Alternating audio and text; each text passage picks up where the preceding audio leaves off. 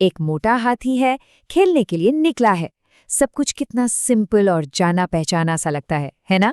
पर क्या ये वाकई सिर्फ बच्चों को बहलाने वाली एक कविता है, या इन आसान से दिखने वाले शब्दों के पीछे कोई गहरा राज छिपा है? आज हम इसी सवाल की तह तक जाएंगे। तो चलिए शुरुआत करते हैं इसके पहले छंद से। अपने आप में ये गिरकर उठने की, हिम्मत ना हारने की एक छोटी सी पर पूरी कहानी है। और सबसे मजे की बात पता है क्या है? ये कविता अनजाने में ही कहानी कहने के सबसे पुराने और सबसे कामयाब फॉर्मूले पर चलती है। 3 एक्ट स्ट्रक्चर।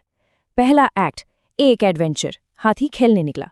दूसरा एक्ट, कहानी में एक ट्विस्ट, वो फिसल कर गिर गया। और फिर आता है तीसरा एक्ट, प्रॉब्लम का सल्यूशन, जब मदद के लिए एक दोस्त को बुलाया गया। तो असल में ये कहानी हार मानने की है ही नहीं, ये है कि जब कोई मुश्किल आए तो उसका सामना करो और मदद के लिए अपने दोस्तों को पुकारो।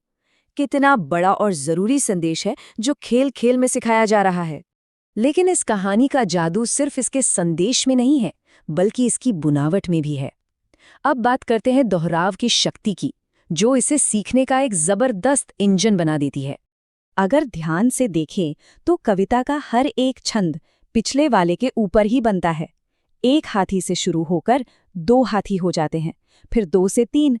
कहानी लगातार आगे तो बढ़ रही है, पर उसका जो बेस है, जो ढांचा है, वो बिल्कुल वही रहता है। और ये बार बार दोहराना इतना काम क्यों करता है? भाई सीधी सी बात है, एक तो ये कहानी को दिमाग में एकदम पक्का कर देता है। ये याद रखने का एक बेहतरीन तरीका है। साथ ही साथ बच्चों को गिनती भी तो सिखा रहा है।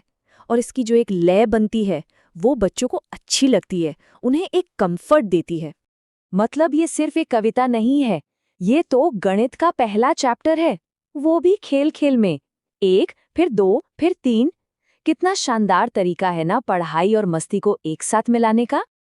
अब आते हैं इस कविता के सबसे कमाल के, सबसे क्रांतिकारी हिस्से पर। इसका वो सोशल सिस्टम जो इसके अंदर ही बना हुआ है, जिसे आज की भाषा में हम कॉल टू एक्शन कहते हैं। ये शब्द इधर आ इधर आ इधर आ, ये सिर्फ कविता की एक लाइन नहीं है। सोचिए जरा, ये एक खुला बुलावा है, एक इनविटेशन। और यही वो मैजिक मोमेंट है जब सुनने वाला भी कहानी